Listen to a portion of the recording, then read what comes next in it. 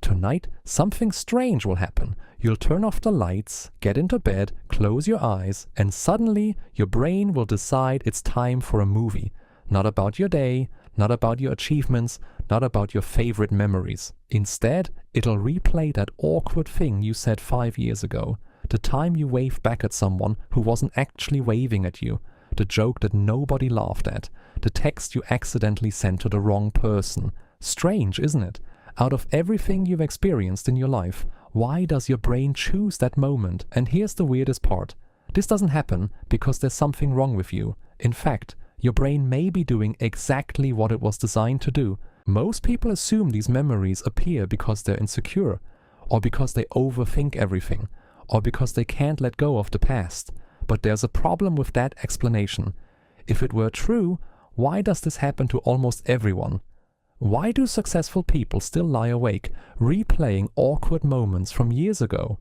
Why can your brain forget where you left your keys yesterday, yet remember an embarrassing moment from middle school in perfect detail? It seems irrational, but only if you think memory is a storage system. It isn't. Your memory wasn't built to preserve history. It was built to improve your chances of surviving the future. And that's where things start to get interesting. Because for most of human history, social mistakes carried consequences far greater than embarrassment. Imagine living 50,000 years ago. No cities, no internet, no privacy, just a small tribe of maybe 30 or 40 people. Everyone knows everyone. Everyone depends on everyone. If you're a valuable member of the group, you survive. If you're rejected by the group, your chances of survival drop dramatically. Today, saying something awkward at a party is uncomfortable. Back then, damaging your social standing could be dangerous. Humans evolved in environments where belonging mattered a lot, which means the brain became extremely sensitive to social mistakes. Not because it enjoys making you uncomfortable, because remembering those mistakes helped prevent future ones. From an evolutionary perspective, forgetting a social error was risky, remembering it was useful. So your brain learned a simple rule: store the mistakes, review them often, don't repeat them. Thousands of years later, that ancient software is still running. But this raises another question. If this system has always existed, why does it become so active right before sleep? During the day, your attention is occupied. Notifications, conversations, work, music, videos, problems to solve. Your brain is focused on the outside world. But at night, everything changes. The room becomes quiet, the lights go out, distractions disappear, and your mind finally turns inward. Neuroscientists have identified something called the default mode network. It's a collection of brain regions that becomes active when you're not focused on external tasks. This network is associated with self-reflection, memory, daydreaming, mental simulations of the future. When your environment becomes quiet, your brain starts processing unfinished thoughts, reviewing experiences, connecting memories, searching for lessons.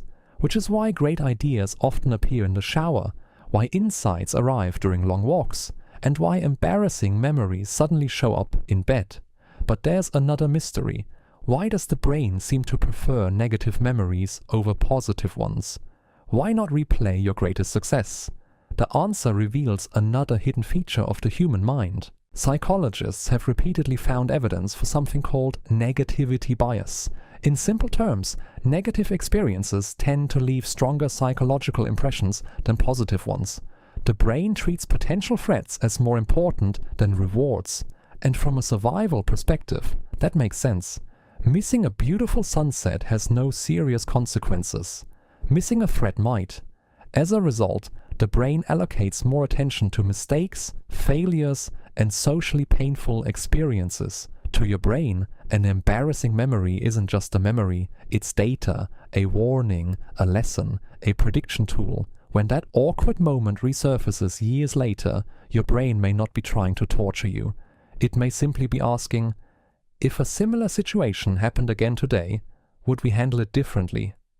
Which creates a strange situation. You're lying awake, feeling embarrassed. Meanwhile, your brain thinks it's conducting important maintenance. But there's still something that doesn't add up. If our mistakes are so memorable, Why does nobody else seem to remember them? In psychology, there's a phenomenon known as the spotlight effect. It describes our tendency to overestimate how much other people notice us. We imagine a spotlight following us everywhere. Everyone saw that mistake. Everyone noticed that awkward moment. Everyone remembers what happened. But reality is very different. Most people are busy thinking about themselves. In fact, at this very moment, someone else is probably lying in bed replaying their own embarrassing memory. Not yours, theirs. That's one of the most fascinating truths about human psychology. We're the main character in our own story, but only a minor character in everyone else's. The moment that feels life-changing to you may have occupied only a few seconds of someone else's attention. And that leads to an unexpected possibility. What if your most painful embarrassment exists almost entirely inside your own mind? Here's the paradox. The fact that you're embarrassed by a past version of yourself might actually be good news, because the person who made that mistake no longer exists, at least not in the same form. If you look back and cringe, it means you've changed, you've learned, you've grown. Think about the alternative. Imagine looking at every mistake you've ever made and feeling absolutely nothing. No awareness, no lessons, no growth. That would be far more concerning. In a strange way, embarrassment can be evidence of progress. Your brain replays an old memory, and your present self responds, "I wouldn't do that today." The discomfort isn't proof that you're broken, it's proof that you've evolved. Those memories aren't always signs of failure. Sometimes they're markers of transformation, evidence that you've become someone different from who you once were. And that brings us to the deepest part of the story.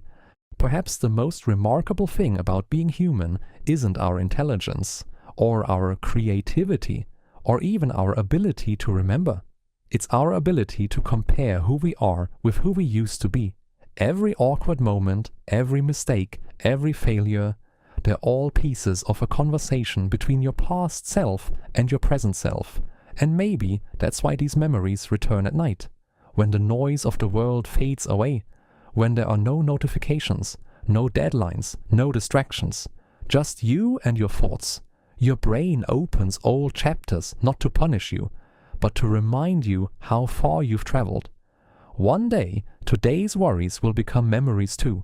The awkward conversations, the mistakes, the moments that keep you awake, and a future version of you will look back on them the same way you look back now, with understanding, with perspective, maybe even with gratitude, because those moments weren't interruptions in your story. They were part of the reason you became who you are.